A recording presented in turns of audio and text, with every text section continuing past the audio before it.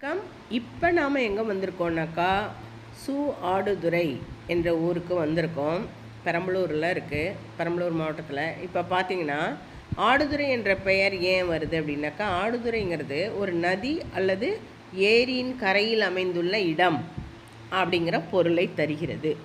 சரி, இந்த ஆடுதுறை என்பது என்ன அப்படின்னு சொல்லி பார்ப்போமா. இதுக்கு 3 கோட்பாடுகள் இருக்குங்க. ஒன்று இந்த கிராமம் வேதம் ஓதுபவர்களுடைய புனித யாத்திரை மையமாக நிறுவப்பட்டது. அதனால் இது ஸ்தோத்திரம் ஆடுதுறை என்று அழைக்கப்படுகிறது அப்படிங்கிறது ஒரு கருத்து. அடுத்தது 2வது கருத்து என்னென்னா, ஸ்வேதகேது இங்கே லிங்கத்தை நிறுவி வழிபட்டார்.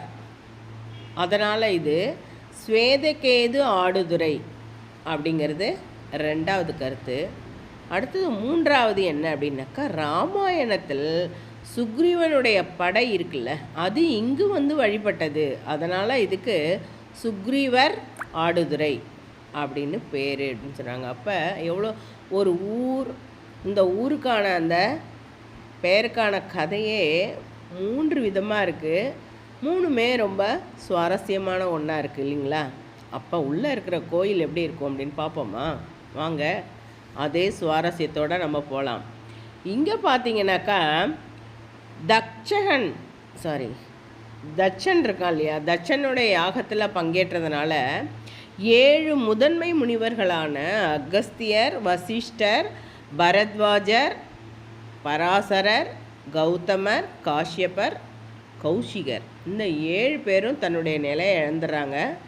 அதை போக்குறதுக்கு முனிவர்கள் என்ன செய்யணாங்கனாக்கா, கோயில் தீர்த்தம் நீவா நதினா வெள்ளாறு தான், அதில் நீராடி 7 இடங்களில் சிவனை வழிபடுறாங்க. அந்த 7 கோயில்களில் 4வது கோயில் தான் இந்த ஆடுதுறை என்று கருதப்படுது. அதாவது நடுவில் ஆற்றின் போக்கில் இது அமைந்துள்ளது. ஒரு முறை மன்னன் என்ன செய்கிறாரு அப்படின்னாக்கா, அதாவது இந்த மன்னர் பின்னாடி முனிவராக மாறிடுறார். யார் அது அப்படின்னா ஸ்வேதகேது. இந்த ஸ்வேதகேது தவம் செய்கிறாரு.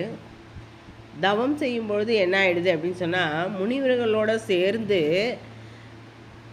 வழிபடுறது. அப்படி வழிபடும் பொழுது என்ன செய்கிறாரு இவர், அங்கே வான்லோகத்துக்கு போகிறாரு. தேவலோகத்தில் இருக்கிற திலோத்தமையை பார்த்த உடனே தன்னுடைய நிலவையை மறந்துட்டு திலோத்தமையோட அழகில் மயங்கி அவளோட என்ன செய்கிறாருனாக்கா பழக ஆரம்பிச்சிடுறார்.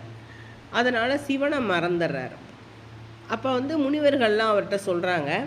அப்போ அவர் அந்த உச்சரிக்கும்போது தவறுதெல்லாம் உச்சரிச்சிடறார். அதனால் அவருக்கு மன உளைச்சல் ஏற்படுது. ஐயோ, நம்ம இப்படி நம்ம பண்ணிட்டோமே அப்படின்னு சொல்லிட்டு அதுலேருந்து எப்படி மீள்றதுன்னு தெரியலன்ட்டு அவர் போய் தன்னுடைய அப்பா உத்தாளகர்கிட்ட போய் என்ன அதுக்கு தீர்வு அப்படின்னு சொல்லி கேட்குறாரு. அப்போ அவர் என்ன சொல்கிறாரு அப்படின்னு சொன்னாக்கா, சரி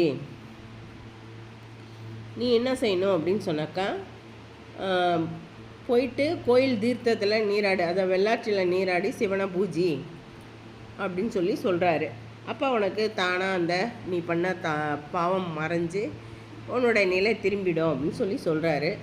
அப்படி அவர் போகும்போது அந்த பாதை யாத்திரை போகிறார் இல்லையா, அவர் அந்த யாத்திரையின் போது பிருகு, மரிச்சி, அத்ரி, புலஸ்தியரது மற்றும் வசிஷ்டர் ஆகிய முனிவர்கள் அந்த மாயாவனத்துக்கு அவரை அழைச்சி செல்கிறாங்க. சரிங்களா. அப்படி போயிட்டு அதுக்கப்புறம் என்ன செய்கிறாரு, பிரதோஷ நேரத்தில் சிவனை வணங்கினார் அப்படின்றது தான் என்னது கதை.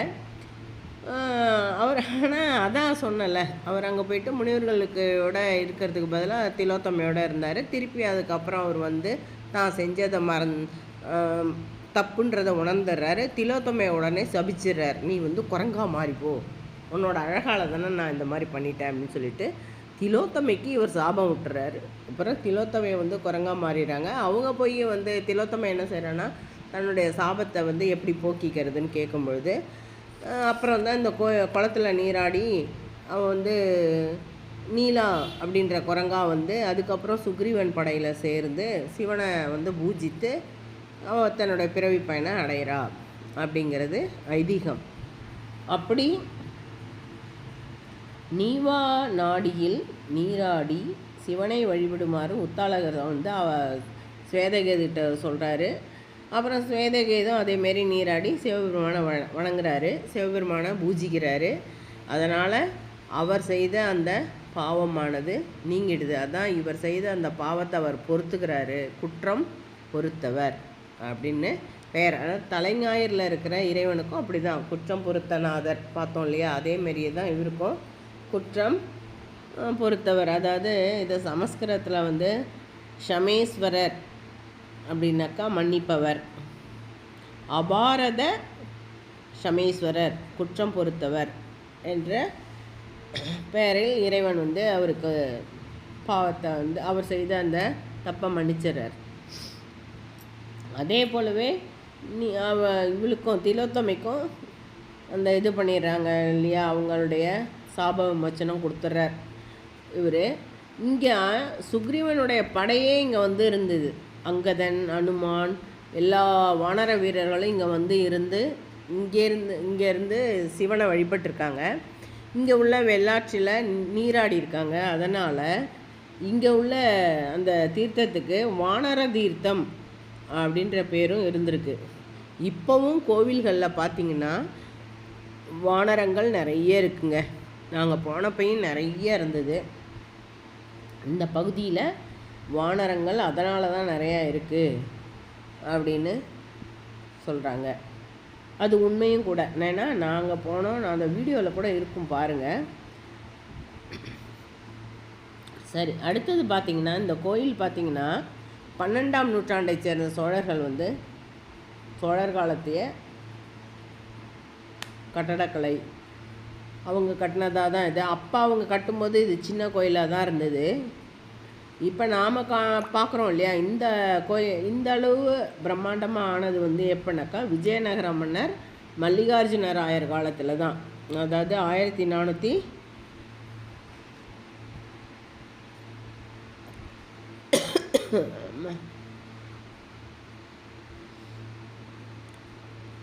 1400ஆம் ஆண்டுக்கு அப்புறம் தான் பார்த்தீங்கன்னாக்கா மல்லிகார்ஜுனர் அவர் வந்து தான் இது என்ன செஞ்சுருக்காரு, பிரம்மாண்டமாக கட்டியிருக்கிறாரு. இதோட வேலைப்பாடுகள் எல்லாமே ரொம்பவுமே நல்லா இருந்தது, ரொம்ப அழகாக இருக்குது. அதே போல் கோயிலில் வானரங்கள் ஜாஸ்தியாக இருக்கிறதுனால கோயிலுக்குள்ளெல்லாம் வந்து ஏதாவது பண்ணிவிடுன்றதுனால கோயிலில் வந்து கம்பி வலையெல்லாம் பண்ணியிருக்காங்க கதவுகளில். நல்லா இருந்துச்சு எல்லாமே. ரொம்ப சிற்ப வேலைப்பாடுகளும் ரொம்ப நல்லா இருந்தது. கோயில் வந்து 11:30 மணி வரைக்கும் திறந்துருக்கு. இங்கே வந்து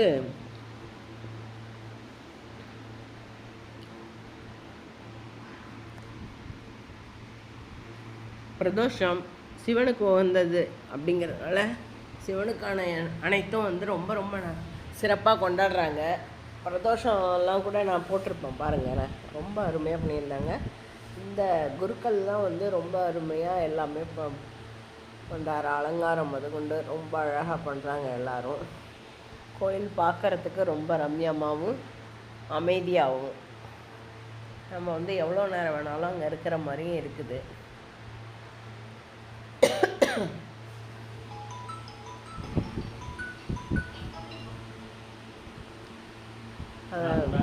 சரி, நீங்கள் வந்து வீடியோவை என்ன செய்கிறீங்க, ஸ்கிப் பண்ணாமல் பாருங்கள், லைக் பண்ணுங்கள், ஷேர் பண்ணுங்கள். நன்றி.